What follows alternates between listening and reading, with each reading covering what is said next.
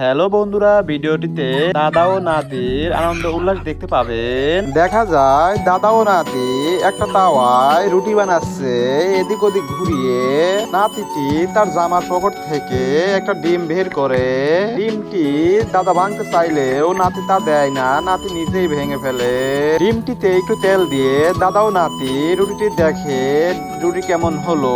রুটি উল্টানোর জন্য দাদা একটা খুন্তা ও দুইটা কাঠি দিল, তা দিয়ে নাতি রুটিটি উল্টিয়ে দিল।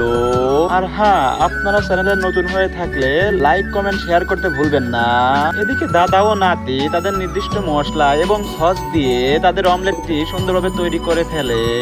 অমলেট বানাতে বানাতে তাদের রুটিটি তৈরি হয়ে যায়। দাদা অমলেটটি রুটির মাঝে দেয়, এ থেকে রুটি ও ডিমের সুন্দর একটা খাবার তৈরি হয়ে যায়।